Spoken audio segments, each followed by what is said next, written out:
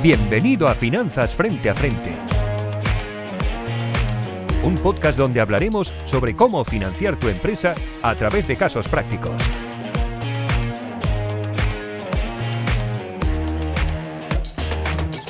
Bienvenidos al podcast Finanzas Frente a Frente. Soy Jordi Altimira, partner de Advisory Lánzame, y hoy tengo el placer de estar con Guillermo Vicandi, fundador de Binex, y a Zara, el que estrena cargo en Crowdcube como Country Manager en esta semana. Muchas gracias por estar con nosotros hoy. A vosotros. A ti por recibirnos, Zara, enhorabuena. Gracias, Guillermo. Estoy completamente seguro que vas a hacerlo mucho mejor que Pepe. Yo también. Y eso que ya... Bueno, tenés el listón alto, que Pepe lo ha hecho espectacular. Tengo un buen referente y un buen maestro. Un gran referente. Pues mira, Guillermo, cuéntanos un poco más qué es Binex, aunque ya es una empresa muy conocida, ¿no? Pero cómo nace, y yo creo que es interesante en vuestro caso, no tan solo el momento del nacimiento, sino los diferentes pivotajes que habéis dado, ¿no? Lo importante que es encontrar ese product market fit y pivotar, ¿no? Cuéntanos un poco la iniciativa. Sí, pues mira, nosotros empezamos esto, Juan Antonio y yo, empezamos un poco a masticarlo como hacia final de 2016. Tienes que pensar, claro, estar con 5 años de diferencia a lo mejor es un poco más difícil de ver, pero piensa que cuando nosotros empezábamos, el concepto fintech tampoco era una cosa que se conocía demasiado en España. En otros países estaba un poquito más avanzado, pero no era tan común que todo el mundo supiera de lo que iba, y los proyectos de fintech pues estaban un poco empezando a despegar, ¿no? Yo recuerdo que cuando nosotros empezamos en la Asociación Española de Fintech había, si no recuerdo mal, como 120 miembros, cuando ahora debe haber miles, ¿no? Entonces, estaba un poco empezando.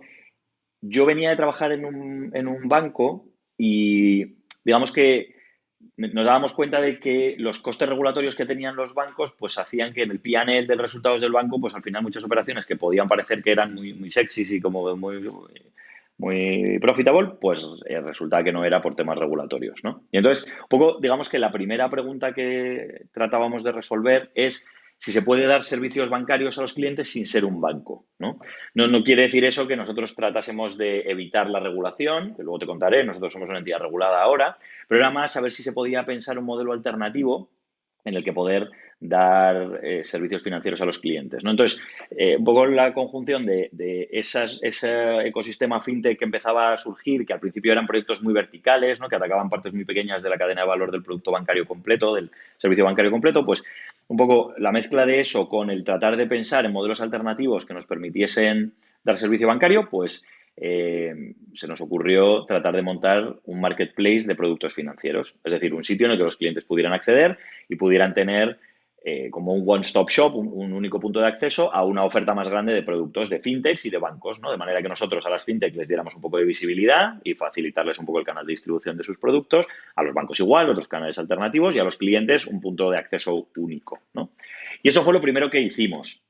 La primera versión de Binex lo que tenía era ese marketplace y luego tenía funcionalidades de personal finance management, ¿no? Podías conectar cuentas de otros bancos y ver un poco tu posición global.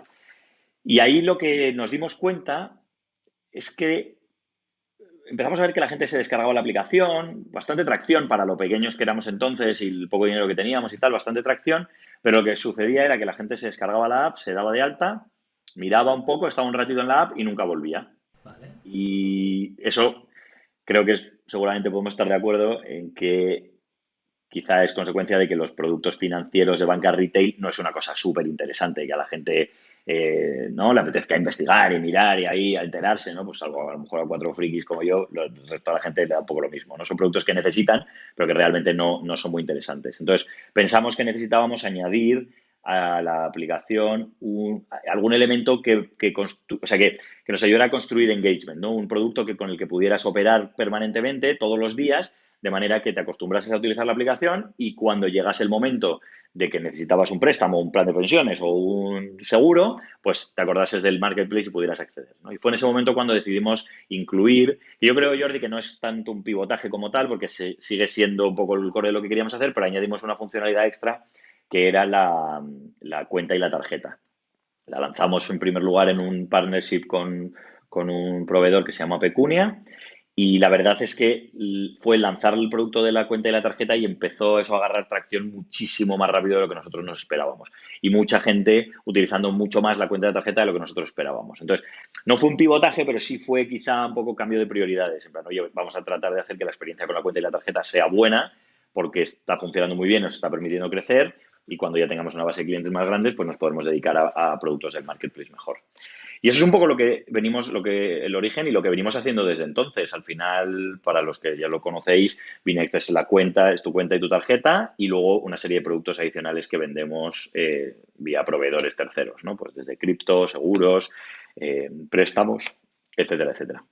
Muy bien. Así que eso te cuento. No, es interesante, ¿no? Es decir, buscas un poco tienes esa atracción, pero te falta el engagement que un poco en un negocio como el vuestro es fundamental, ¿no? Es vital, y en busca de este engagement pues llegáis a esta solución. Un poco os habéis posicionado también como neobank, ¿no? En este sentido. ¿No es un poco atrevido, habiendo players como N26 o Revolut, ir a ese modelo? ¿O cómo lo ves eso? ¿Cómo os atrevisteis a atacar ese mercado? Es que el negocio de los neobancos, de las finanzas en general, no es un negocio de un winner gets it all. Tú si piensas, si hacemos una extrapolación de las finanzas tradicionales, ¿no? No quiero decir una barbaridad, pero me parece que es del orden de 1.000 bancos en el mundo que tienen un beneficio neto de más de 1.000 millones. Solamente en SWIFT, que es el sistema de comunicaciones entre bancarios que ni siquiera se utiliza en todo el mundo, solamente en SWIFT hay conectados 50.000 entidades financieras, ¿no? Y al final es que si lo piensas, hablando de consumer finance, potencialmente todo el mundo puede ser cliente, ¿no?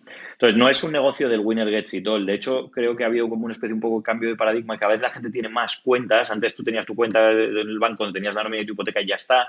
Ahora cada vez la gente se sofistica un poco más en su operativa, entonces tiene una cuenta que utiliza para el gasto cotidiano, otra donde tiene la hipoteca, en otra le pone la nómina porque tiene un seguro y se va un poco.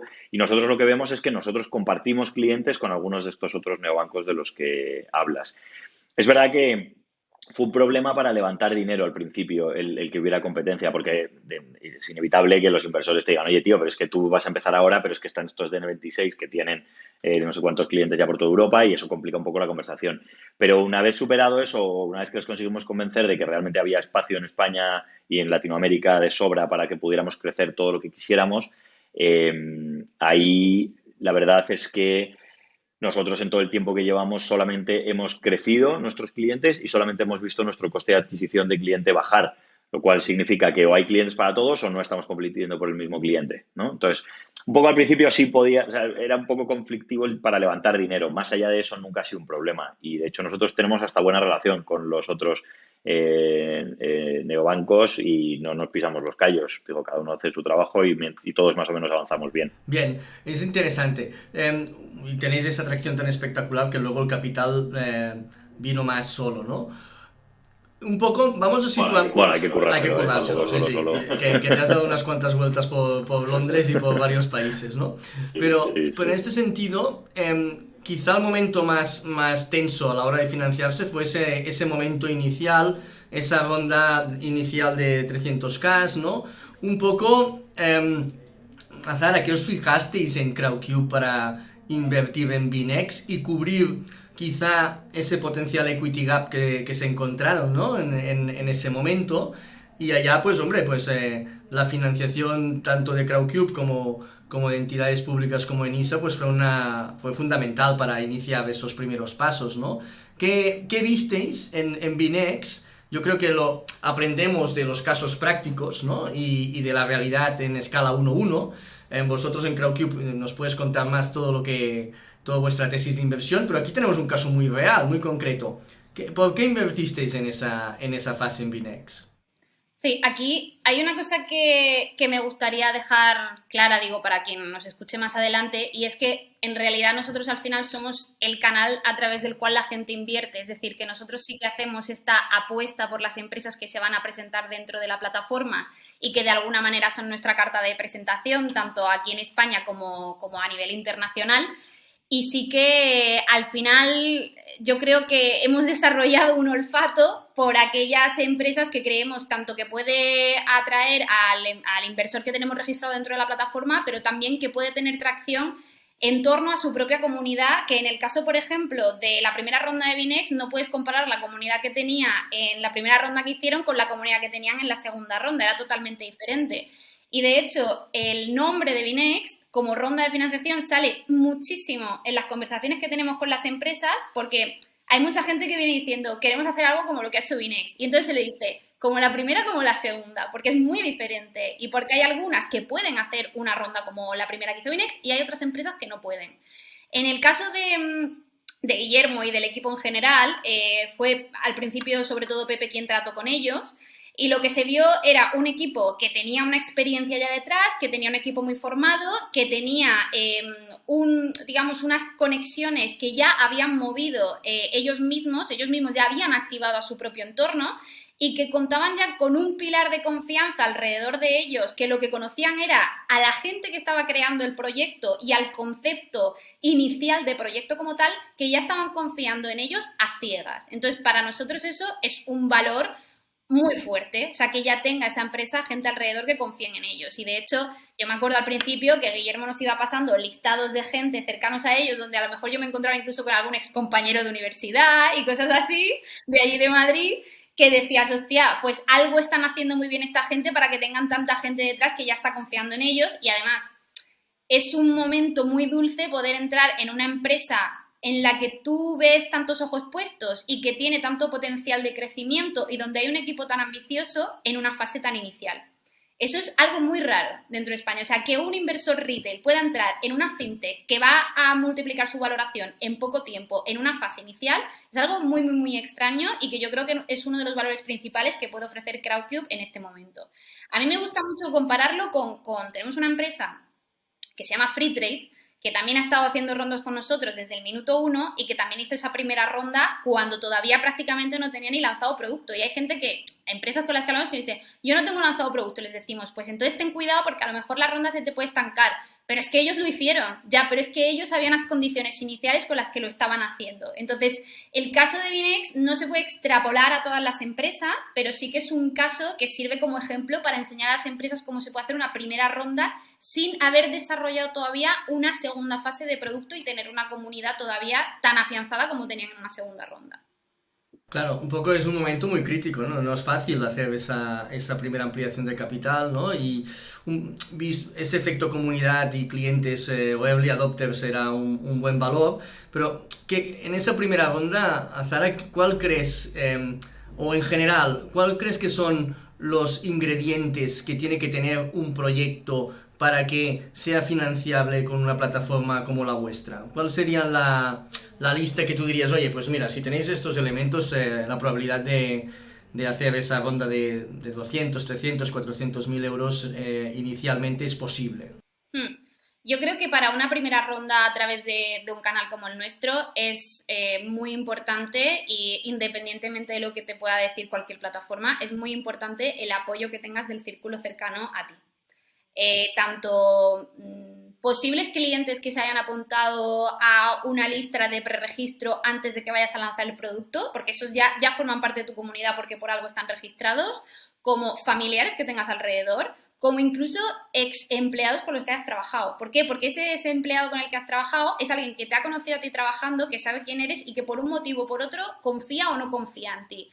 Entonces, yo siempre digo que para una primera ronda, para una empresa que todavía no tiene comunidad detrás, ese apoyo del círculo cercano es muy importante. Hay una parte dentro del mundo, o sea, nosotros sí que es verdad que nos estamos despegando un poco de la terminología del crowdfunding, pero es verdad que hay una cosa innegable y es que tanto el crowdfunding de recompensas como el crowdfunding de equity tiene un componente psicológico muy, muy, muy importante, que es el tema del FOMO, del fear of missing out, y que cuando la gente ve que hay gente metiéndose, no se quiere quedar fuera. Si además estamos hablando de un sector como el fintech o como los neobancos, ya yéndonos un poco más a nicho, que justamente estaban explotando en ese 2017 en otros países y que de repente Binext aparece en España como, bueno, pues como un player importante que la gente todavía no conoce, pero que, oye, ojito a esto, entonces ese FOMO todavía crece más. Entonces ese componente psicológico de aquí te traigo a toda esta gente que ya confía en mí, mira lo que estoy haciendo, te lo quieres perder, es una cosa que nosotros valoramos y es difícil poner en un listado. No podemos ir haciendo tics, tiene esto, tiene lo otro, factura tanto, no ha facturado todavía, ¿cuándo prevé facturar?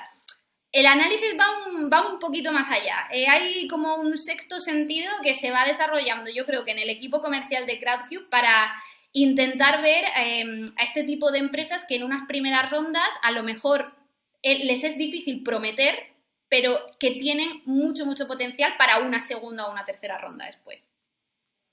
Muy bien. Eso, Guillermo, en esa primera ronda, ¿por qué escogisteis financiaros con Crowdcube y no buscasteis otra alternativa como podría ser pues un Business Angel o una tercera F más cercana? ¿Cuál fue el motivo? ¿Vuestra naturaleza de proyecto de tener una comunidad sólida? ¿Cuál fue un poco la lógica de utilizar una plataforma de crowdfunding? Fueron varias cosas.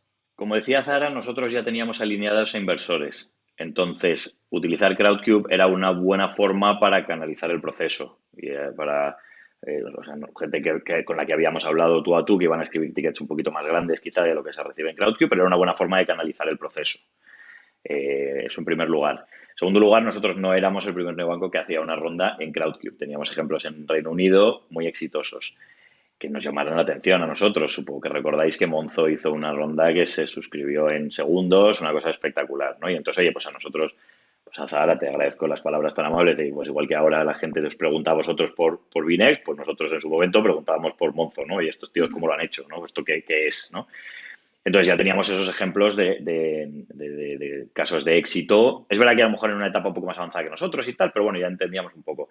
Y a medida que fuimos hablando con Pepe, como decía Zara en ese momento, tratábamos sobre todo con Pepe y nos iba explicando un poco, pensamos, joder, si nosotros queremos darle ese ángulo de comunidad, de hacer un poco partícipes a los clientes de lo que vayamos a ir desarrollando, preguntarles, exponernos, que a veces es buena, a veces es malo, porque también hay mucho hater, te lleva mucho palo, pero bueno, pero en general pues creemos una mejor forma de construir las cosas, pues pensando que ya queríamos hacer eso desde el principio, pues pensamos que pues es una buena alternativa tener acceso a la base de inversores de Crowdcube, contarles lo que hacemos, recibir su feedback, nosotros con eso también podremos interpretar mejor si lo que planteamos está bien o no, y que nuestros primeros inversores también sean nuestros primeros embajadores, ¿no?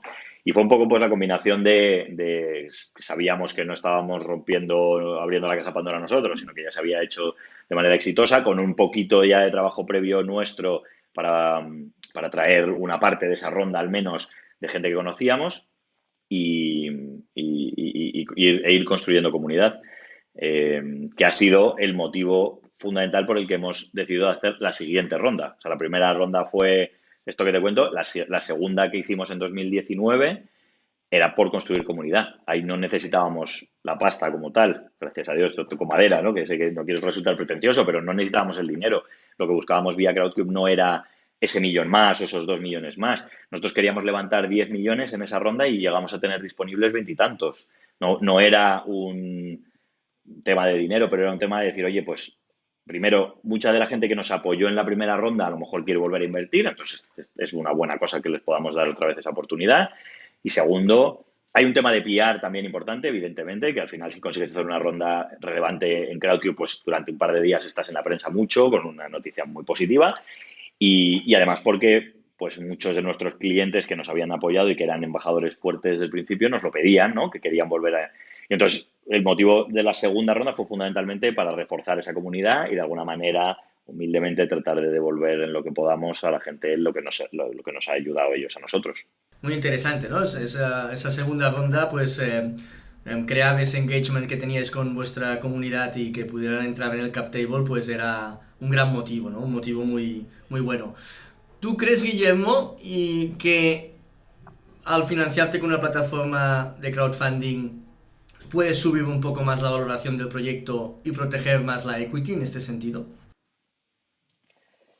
La verdad es que los inversores de Crowdcube son más sofisticados de lo que te puedes pensar y miran más las cosas. Y además es que, mira, nosotros tenemos una base, no recuerdo exactamente, pero sí, la última ronda creo que invirtieron como 5.000 personas o algo más de 5.000.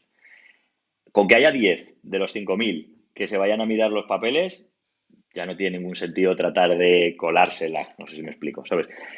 Lo que sí que pasa, yo siempre lo he defendido y Azara me ha oído decir esto 1.000 veces. Yo creo que el Crowdcube es una buena alternativa para complementar una ronda que tengas ya previamente. Si tú pretendes levantar una ronda muy grande solo sin que haya Venture Capitals que te apoyen, sin que haya tal, es muy difícil que eso lo puedas hacer en Crowdcube porque, como bien decía Zahara, al final la gente va a mirar, oye, estos tíos suena muy bien, pero no hay ningún Venture Capital grande que les esté apoyando, no hay, ¿no? Entonces eso pues es una pregunta legítima y por eso yo creo que es mucho más fácil en general decir, oye, pues mira, yo voy a levantar X de Venture Capitals y reservo Y para inversores de Crowdcube, ¿no?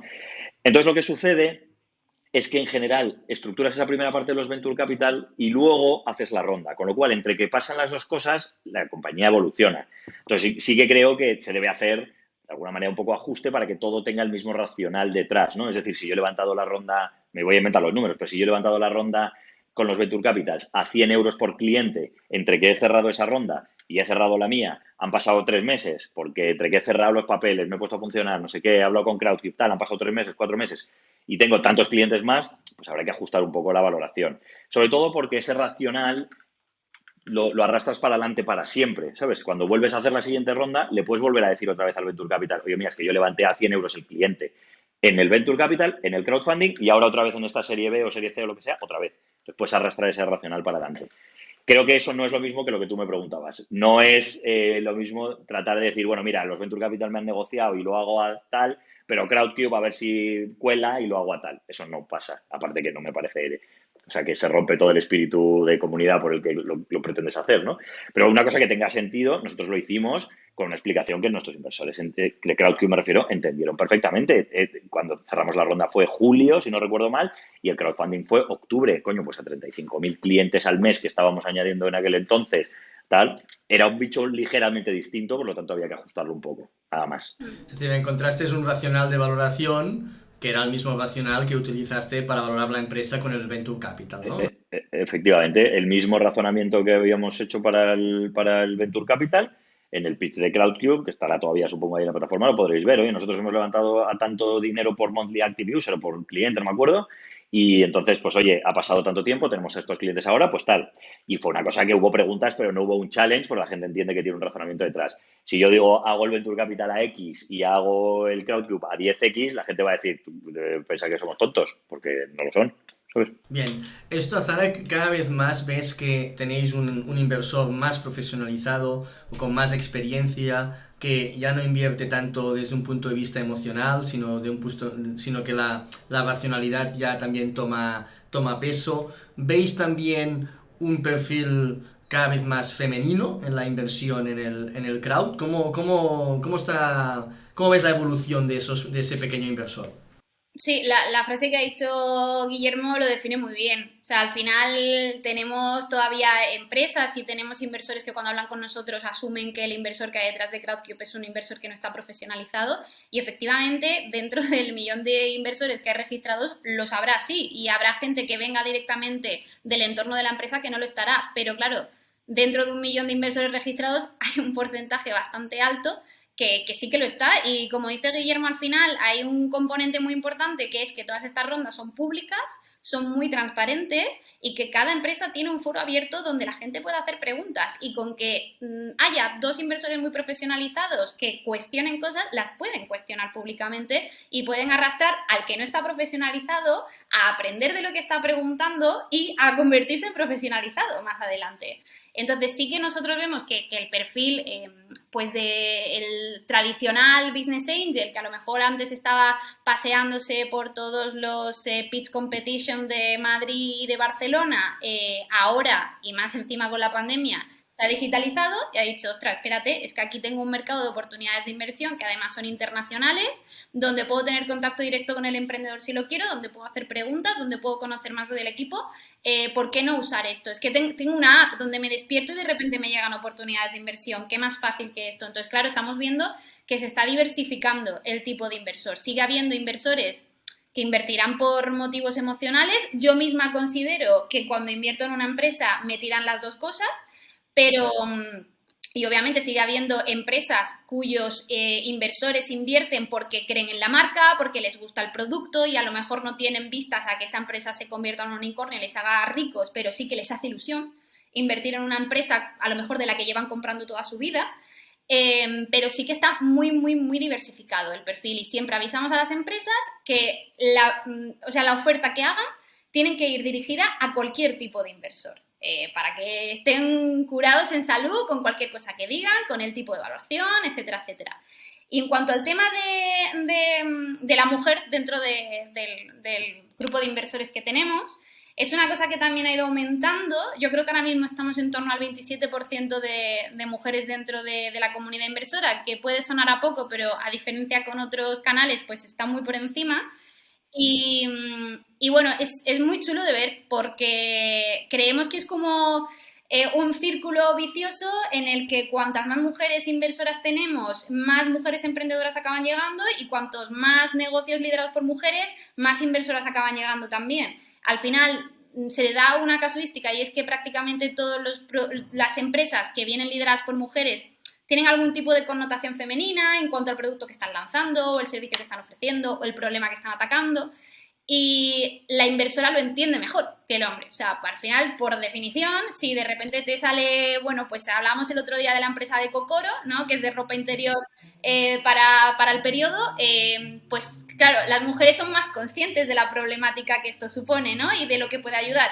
Pero también es muy chulo ver cómo inversores de perfil tradicional, que a lo mejor no habían escuchado hablar de bragas para la menstruación en su vida, de repente, gracias a que se presentan en Crowdcube, acaban invirtiendo en ellas.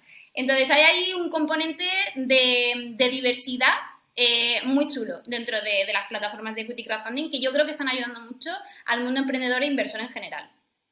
Muy interesante. Claro, vuestro inversora es europeo, ahora cubrís todo un crowd de todos los países. Y es interesante el punto que has tratado, ¿no? Más en el Reino Unido, que hay esos incentivos fiscales tan positivos para invertir en startups. Claro, tú tenías la clásica red de Business Angels de Bristol, que igual no recibían un buen deal flow o estaban un poco aislados y con plataformas como la vuestra pues tenían una cantidad de deal flow espectacular, ¿no? Y está bien, y, bueno, y más con la situación de pandemia, como indicabas, pues es una ventaja, ¿no? Un poco, Guillermo, en este sentido te quería preguntar que vosotros hicisteis esa primera ronda con Crowdcube, luego la segunda, pero después de hacer esa primera, el proyecto traccionó realmente muy bien, sobre todo con el tema de la tarjeta que indicabas. Hicisteis más ampliaciones de capital, ya con inversores de Venture Capital y Venture Capital Internacional. El hecho de haber hecho una ronda inicial con un crowdfunding, ¿fue una traba o fue un problema para esta categoría de inversores que vienen más adelante? ¿O para nada? ¿O no fue un factor que dificultó el hecho de tener pues un cap table muy atomizado? ¿No fue un problema o no lo fue? Yo siempre que me preguntan cosas, yo digo, Jordi, que las cosas son o no son un problema, depende de qué tal tracción tenga la startup, ¿no? Y al final cada una de las cosas que vas, o sea, es un tema más a discutir, pero ¿es un problema o no es un problema? Depende. Si está yendo fenomenal y hay mucho interés, pues se lo resuelves. Si vas así y estás sitting on the fence los inversores, pues entonces a lo mejor sí. Para nosotros lo que sucedió es que en la primera ronda que hicimos en Crowdcube no se podían vehiculizar a los inversores. Eso quiere decir que todos estaban, para los oyentes que no estén tan familiarizados. No 5.000 como en la segunda. Claro, bueno, te puedo volver loco. No, pero era una cosa muy controlable, pero no se podía vehiculizar. Entonces es verdad que tú veías el cap table, que es la tabla de los accionistas, y decías, coño, pues ¿cuánta gente hay aquí? Si estos acaban de empezar y toda esta gente, ¿quiénes son? ¿No? Luego es verdad que si lo mirabas con detenimiento te dabas cuenta que realmente el capital estaba en manos de unos cuantos y que los otros eran inversores pequeños, ¿no? Entonces eso fue un pelín. No fue un problema, fue un tema que todo el tiempo nos preguntaban, o sea, sí que siempre nos preguntaban, pero no era, o sea, no fue deal breaker para nadie. La segunda ronda que hicimos, ya la estructura había avanzado, yo esto entiendo que no tiene Crowdcube nada que ver más que lo que le permite la regulación. Entonces en España no se podía y ahora sí se puede y ahora entonces ya está. Pero hicieron Ahora sí que tienen un vehículo desde el que invierten y entonces en tu cap table tienes a un tío que es Crowdcube nominee, no sé qué, y ya está, y tienes ahí a esos. Y además para los inversores es muchísimo mejor porque hay liquidez dentro de ese vehículo, cosa que antes, bueno, que las startups son la cosa menos líquida del planeta, pues ellos tienen la posibilidad de hay inversores dentro del vehículo. O sea que es mejor para todos. Pues es un pelín más largo porque hay que hacer como varios acuerdos, pero no tiene mucho misterio. Y entonces ha dejado de ser un problema. Y luego, desde un punto de vista puramente, o sea, no tan operativo, sino puramente del fundraising como tal, al principio no era tan frecuente y entonces la gente sí que preguntaba un poco más, pero oye, ¿por qué habéis hecho un crowdfunding? ¿Pero qué pasa? ¿No conseguís levantar pasta? Y entonces os habéis ido a esto. Nos preguntaban más eso, ¿no? Luego es verdad que si los explicabas, oye, no, mira, es que si lo piensas de estos 300.000 euros, 200.000 o lo que sea, son inversores más grandes que nosotros hemos canalizado a través de la plataforma, pero y otros son, se lo explicabas, pues no pasaba nada. Ahora, sin embargo, los inversores empiezan a entender mejor las virtudes del crowdfunding como herramienta de conexión con tu base de clientes, de creación de embajadores, de marca, de PR, ¿no? Y, vamos, ya te digo, nosotros fue una decisión consciente de nuestro board de aquel momento que cuando queríamos hacer nuestra serie A, nosotros queríamos levantar, ya os lo he dicho antes, ¿no? Queríamos levantar 10 y llegamos a tener disponibles 20. Acabamos captando 15 más un puente que teníamos anterior de 7, 22. Y fue una decisión consciente del board, es decir, oye, no vamos a coger otros 3 millones más de este Venture Capital, estos vamos a dejarles fuera y así dejamos este hueco para poder hacer un crowdfunding, porque funcionó muy bien y porque nos va a ayudar a hacer PR y tal. O sea, como que ha evolucionado la cosa a que operativamente, administrativamente era un poco peñazo y ahora es súper fácil. Tiene ventajas, inconvenientes en el proceso, pero es mucho más fácil. El cap table queda mucho más limpio y desde un punto de vista de cómo lo percibían los VCs ha pasado de qué raro, no me fío por qué tienes ahí un crowdfunding, esto qué es, coño, qué buena idea, vamos a hacer un crowdfunding al terminar la ronda para darnos prensa y para poder salir y apalancarnos más. Qué interesante, ¿no? Es decir, claro, estábamos hablando de 2017, ¿no? Que eso pues ha llovido... 2017 o 2019. Sí, que tampoco ha pasado tanto tiempo No ha pasado entre tanto las tiempo, dos bueno, campañas, pero no, ha cambiado sí, bastante la película. 4 años en el ecosistema español es bastante, ¿no? Todo va Y madurando, todavía, ¿no? y todavía hay diferencia, ¿eh? O sea, todavía hay diferencia si hablas con fondos o inversores de aquí de España a fondos de Reino Unido. O sea, yo siempre diré que empresas como Binext, que de alguna manera se lanzaron a probar algo que sí, que tenían como referente otras empresas tipo Monzo que lo estaban haciendo ya en Reino Unido, no deja de ser un caso de una empresa valiente que se decide por un mecanismo pues muy rompedor, muy innovador y que mucha gente todavía no es que no lo entendiese, es que todavía a día de hoy no lo entiende. O sea, todavía a nosotros nos llegan muchísimas empresas diciendo, ya, pero es que las empresas que se financian a través de vuestras porque no encuentran el dinero en ningún otro sitio. O sea, acaba de decir Guillermo ahora mismo que le sobraba el dinero en ese momento. Pero sí que es verdad que hemos saltado, pues desde, yo de hecho me guardaba mis capturas de pantalla de referentes dentro del mundo inversor, de fondos de capital riesgo en Twitter, diciendo es que no entiendo por qué una empresa puede hacer esto, recuerdo uno que ponía que una empresa haga una ronda a través de equity crowdfunding es una red flag como una casa, o sea, lo recuerdo, lo tengo aquí clavado.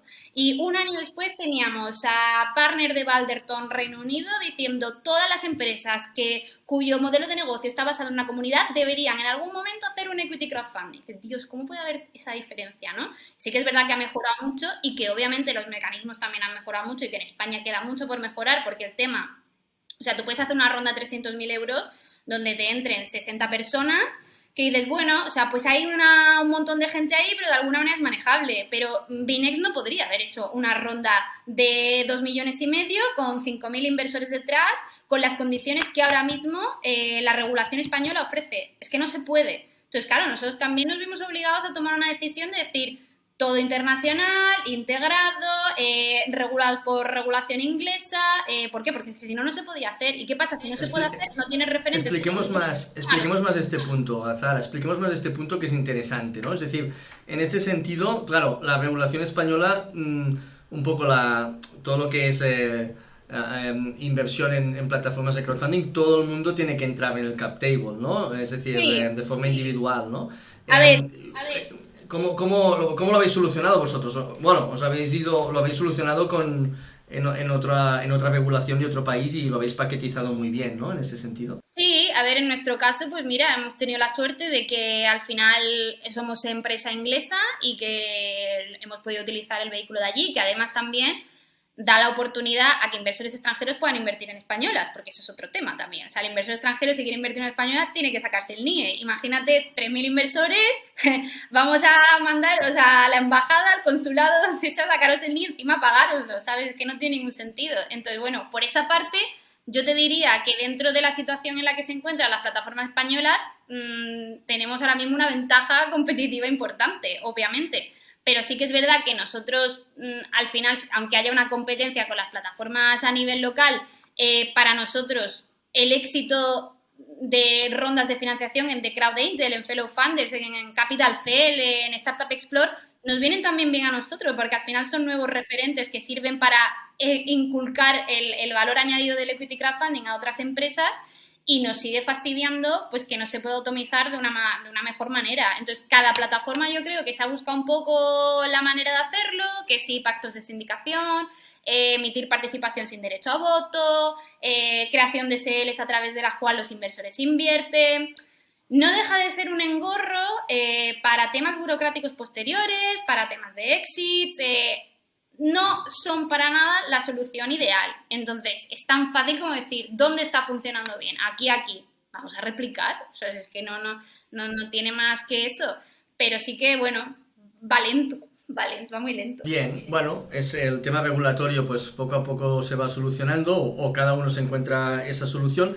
El tema del Venture Capital va cogiendo otra visión, ¿no? de lo que es esas inversiones iniciales o posteriores en plataformas de crowdfunding, con lo cual pues eso va creando esa madurez.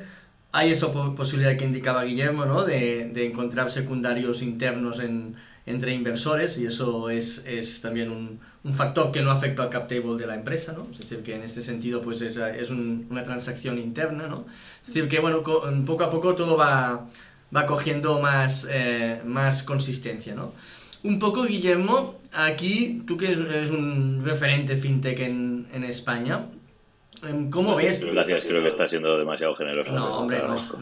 Eso yo creo que es muy justo el comentario, ¿no? En este sentido, ¿cómo ves el futuro, ¿no? Habéis hecho ese movimiento tan interesante de incorporar pues el mundo de la cripto, y eso pues creo que es una gran innovación, pero ¿cómo ves el futuro del fintech y de vuestro campo? ¿Cómo lo articularías o qué visión tienes? Yo creo que la pandemia ha acelerado mucha innovación en muchos sectores, también en finanzas. Nosotros, por ejemplo, hemos visto cómo la edad media de nuestros clientes ha subido, lo cual supongo que significa que había gente que pasaba y ahora pues lo usa, y porque no le quedaba otra a lo mejor, o porque han encontrado las ventajas, ¿no? Y ya lo seguirán utilizando. Yo creo que ha sido un poco catalizador, y también catalizador, creo, para que las fintech se den cuenta de que quizás solo el crecimiento orgánico puro tuyo único es un camino, es difícil, y creo que vamos a empezar a ver consolidación en el sector rápido, o bancos comprando cosas, u otras entidades financieras comprando cosas, o fintechs fusionándose entre ellas. Es una cosa de la que nunca se habla, porque parece que las fintech, como no tenemos dinero, pues no podemos hacer operaciones, pero realmente podemos, ¿no? Pues yo creo que los próximos años, pasada la pandemia, y si somos suficientemente listos en el sector para poder navegar bien la ola que ha generado esto, pues creo que se verán proyectos que crecen fuerte, y creo que vamos a empezar a ver un crecimiento inorgánico vía buy and build, fusiones, dentro de muy poco. Para nosotros, España siempre ha sido nuestro headquarter y nuestro core y nuestro inicio, pero el foco más reciente o más a futuro siempre ha estado en Latinoamérica. Nosotros lanzamos México al principio del año pasado, en plena pandemia, lanzamos ahí en abril, que fue un poco una aventura, y la verdad es que México ha crecido de manera espectacular. Está creciendo casi, iba a decir 3 veces, no, seguramente no es tanto, pero dos veces y pico más rápido de lo que creció España. En el primer año en España hicimos 100.000 clientes, y en México no llevamos un año todavía, ya tenemos 190.000. Está creciendo muchísimo más rápido. Entonces, para nosotros, un poco el objetivo es tratar de seguir replicando el modelo con todos los aprendizajes que tenemos de cómo lo hicimos en España y cómo lo hemos hecho en México, pues tratar de replicarlo en diferentes países para convertirnos en un líder de los países de Latinoamérica de habla hispana. Miramos Brasil, pero salvo eso. Y entonces, bueno, pues ese es un poco el reto que tenemos adelante, un poco terminar de asentar todo lo que ha pasado en la pandemia, que ha venido con muchos aprendizajes, muchas reestructuraciones, muchas cosas que ha habido que pensar y tratar de, a ver si pasamos esto ya del todo de una vez por todas y tratar de centrarnos en ese crecimiento. Y ya te digo, ese crecimiento creo que nosotros trataremos de hacer, y lo digo un poco por si hay alguien que esté interesado que me contacte si quiere, pero trataremos de hacerlo de manera orgánica en lo que podamos y de manera inorgánica también. Creo que tiene mucho sentido el empezar a contemplar fusiones, joint ventures, adquisiciones y tratar de acelerar un poco el crecimiento. Pues esto está grabado, ¿eh? Aquí queda grabado esto que acabas de decir. No, mi teléfono no, que luego la gente me llama y Esto está muy bien. No, a ver, todo el mundo de LATAM es muy interesante, ¿no? Hacíamos un webinar hace poco, un poco con el Venture Capital de allí, ¿no? Y la evolución que está siguiendo. ¿Cómo eso en plataformas de crowdfunding, Azara, cómo ves el tema LATAM? ¿O es algo que estáis pensando expandiros hacia allí? ¿Cómo ves el mundo? ¿Se está consolidando también en temas de crowdfunding? Mira, por ahora estamos muy centrados en Europa. Sí que es verdad que a lo largo de todos estos años ha habido contacto con plataformas de allí. De hecho, pues tenemos muy buena relación con una en concreto que hacían equity crowdfunding, que han pivotado un poco y ahora mismo están haciendo equity crowdfunding, pero sobre todo para franquicias. Es decir, que es algo que vemos que se mueve bastante allí, pero es verdad que ahora mismo centrados en expansión europea como tal. O sea, decirte otra cosa, ojalá pudiese decírtela, pero a día de hoy, siendo realista, es Europa más que nada. Bien, muy bien. Oye, pues danos un mensaje final de tanto Guillermo como Azara de... ¿recomendáis el crowdfunding? Un poco por qué motivo y quién se anima, ¿no? Y por qué alguien se tiene que animar a financiarse de esta forma. Venga, dale tú, Guillermo. Yo creo que es una muy buena estrategia el tratar de levantar dinero como en la ronda en la que estés y las cantidades de las que se traten, tratar de levantar dinero privado de inversores particulares, de venture capital, de family offices, de private equity, de lo que sea. Y, como decía Zara, si tu producto tiene un ángulo consumo, tiene un ángulo en el que te puedes apalancar un poco en efectos network entre clientes, referidos, embajadores, hacer un crowdfunding es buena idea siempre. Lleva trabajo, hacerlo bien tiene una estrategia que tienes que pensar, no es pongo un pitch ahí y de repente tengo 1 millón de pavos en 1 hora, eso no funciona así, tienes que trabajar con el equipo de CrowdCube que sabe muy bien lo que quiere, lo que hay que hacer, lo que no hay que hacer, cómo hay que hacerlo, pero es un trabajo muy divertido y que da unos resultados muy, muy excitantes en muy poco tiempo. Y para mí tiene todo el sentido hacer partícipe a tus clientes o potenciales clientes de tu producto para retroalimentar lo que estás haciendo y hablarlo con ellos. Si haces software, super deep learning, no sé qué, pues no, a lo mejor. Pero cualquier ángulo que tenga, creo que siempre, cuando a mí me preguntan, mi recomendación habitual siempre es, oye, tú trata de levantar dinero privado, que es lo que realmente te va a dar la cantidad que necesitas, y guarda una parte de lo que necesites para hacer un crowdfunding y utilízalo para hacer una buena comunicación con tus clientes, generar una base de embajadores y hacer PR, que es muy interesante. Así que os animo a que hagáis crowdcubes en cada una de las rondas que tengáis, que a nosotros siempre nos ha funcionado muy bien. Zara, hombre, todo tuyo. Acabo yo. A ver, yo creo, y esto creo que Jordi lo mencionó en alguna de las charlas que hemos hecho juntos, creo que el equity crowdfunding no es para todas las empresas, pero cada vez es para más empresas. Hay algunas empresas que son un sí rotundo, como puede ser un Binex, por ejemplo, o como puede ser, generalizando un poco más, las empresas del sector fintech o las empresas que tienen una comunidad. El valor añadido para esas empresas es que es impagable. O sea, es que no se puede buscar otro canal de financiación que te aporte el valor añadido que esas hacen. Sí que es cierto que es necesario tener en mente que no es excluyente. Es decir, la combinación perfecta es la de conseguir distintos tipos de inversores, el inversor estratégico, el inversor VC que te aporta más seguimiento y que está más en el día a día de la empresa, y luego conseguir también a esa comunidad que no solamente valida tu producto, sino que se convierte en embajador de marca. Pero sí que es verdad que cada vez más se va diversificando en el tipo de empresas con las que trabajamos, que antes una empresa industrial no se planteaba un equity crowdfunding, ni nosotros nos planteábamos una empresa industrial o una empresa pues, del sector salud o una empresa de tecnología más dura, y que cada vez se va ampliando más porque también va cambiando el tipo de inversor que tenemos registrado en la plataforma y se va profesionalizando más. Entonces, creo que es importante que cualquier empresa que se está planteando una ronda de financiación tenga una conversación con una plataforma de equity crowdfunding, porque la propia plataforma al final trabaja éxito. Entonces, le interesan empresas que piensan que tienen un alto potencial de financiarse. Entonces, en una llamada de 15 minutos te van a decir, mira, pues creo que no es el momento, mira, creo que tienes el perfil o que no lo tienes, o creo que esto te puede dar un valor añadido o no tenerlo. Entonces, con una llamada de 15 minutos te pueden abrir las puertas a un mundo desconocido y lleno de maravillas. Es espectacular, ¿eh? Después de este podcast, oye, Guillermo pide llamadas y Zara también, o sea que todos a contactaros y un poco pues a ver esta opción que es muy real, ¿no? Es absolutamente real, es una opción de mercado y que claramente pues hay que indagar como una vía más de financiarse, ¿no? Clarísimo, ¿no?